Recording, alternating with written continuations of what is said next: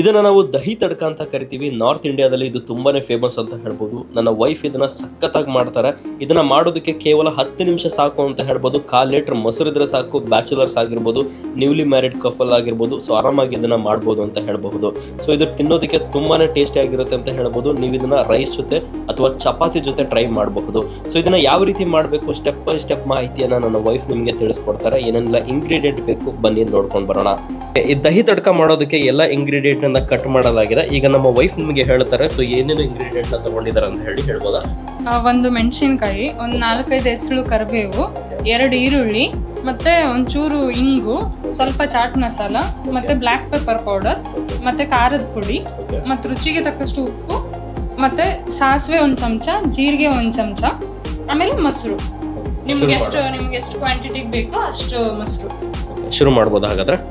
First ಒಂದು ಪ್ಯಾನಿಗೆ ಒಂದು ಸ್ವಲ್ಪ ಈರುಳ್ಳಿ ಬೇಯೋಷ್ಟು ಎಣ್ಣೆ ಹಾಕೊಳ್ಳಿ. ಸ್ವಲ್ಪನೇ ಎಣ್ಣೆ ಆದರೆ ಸಾಕು, ಜಾಸ್ತಿ ಎಣ್ಣೆ ಏನು ಬೇಕಾಗಲ್ಲ. ಇವಾಗ 1 ಸ್ಪೂನ್ನಷ್ಟು ಸಾಸಿವೆ, ಎಣ್ಣೆ ಕಾದಿದೆಯಲ್ಲ ನೋಡ್ಕೊಳ್ಳಿ. ಸ್ವಲ್ಪ ಎಣ್ಣೆ ಕಾದ್ಮೇಲೆ 1 ಸ್ಪೂನ್ನಷ್ಟು ಸಾಸಿವೆ, 1 ಸ್ಪೂನ್ನಷ್ಟು ಜೀರಿಗೆ, ಅದೆಲ್ಲ ಸ್ವಲ್ಪ ಫ್ರೈ ಆಗಲಿ.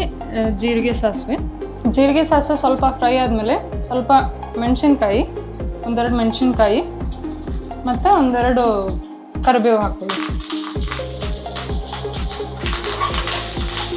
ಇದೊಂದು ಸ್ವಲ್ಪ ಬೆಂದಿದೆ ಅಂದಾಗ ಸ್ವಲ್ಪ ಹಿಂಗೆ ಹಾಕ್ಕೊಳ್ಳಿ. ಆವಾಗಲೇ ಎಣ್ಣೆಗೆ ಸ್ವಲ್ಪ ಇದು ಬೆಂದಿದೆ ಅಂದಾಗ ಈರುಳ್ಳಿ ಹಾಕ್ಕೊಳ್ಳಿ.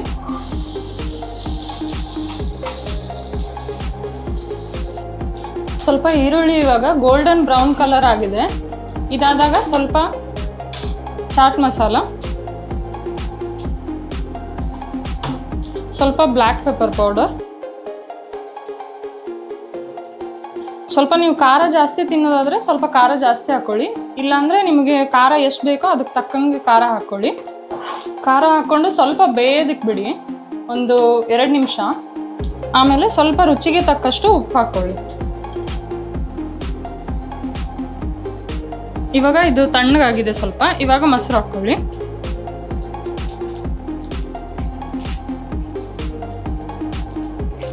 ಇವಾಗ ಚೆನ್ನಾಗಿ ಕಲಿಸ್ಕೊಳ್ಳಿ ಇದನ್ನ.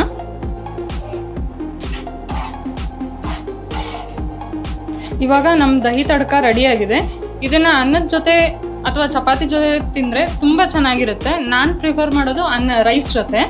ತುಂಬ ಚೆನ್ನಾಗಿರುತ್ತೆ ರೈಸ್ ಜೊತೆ. ರುಚಿಕರವಾಗಿ ಸಿಂಪಲ್ಲಾಗಿ ಒಂದು 2 ಮಿನಿಟ್ಸು ಬೇಕಾಗಲ್ಲ, ಅಷ್ಟು ಬೇಗ ಆಗೋಗುತ್ತೆ. ಓಕೆ, ಇದಾಗಿತ್ತು ದಹಿ ತಡ್ಕ. ಸೊ ಇದೇ ರೀತಿಯ ನಿಮಗೆ ಕಿಚನ್ ಬಗ್ಗೆ ಅಥವಾ ಕುಕಿಂಗ್ ಬಗ್ಗೆ ಮಾಹಿತಿ ಬೇಕು ಅಂತಂದ್ರೆ ನಮ್ಮ ಚಾನಲ್ನ ಸಬ್ಸ್ಕ್ರೈಬ್ ಮಾಡ್ಕೊಳ್ಳಿ. ಈ ವಿಡಿಯೋ ಇಷ್ಟ ಆಗಿದ್ರೆ ವಿಡಿಯೋನ ದಯವಿಟ್ಟು ಲೈಕ್ ಮಾಡಿ. ನೀವು ನೀಡತಕ್ಕಂತಹ ಲೈಕಿಂದ ನಮಗೆ ಬಹಳ ಪ್ರೋತ್ಸಾಹ ಸಿಗುತ್ತೆ ಅಂತ ಹೇಳ್ಬೋದು. ಏನಾದರೂ ಡೌಟ್ ಇದ್ರೆ ಕಾಮೆಂಟ್ ಮಾಡಿ. ಧನ್ಯವಾದ.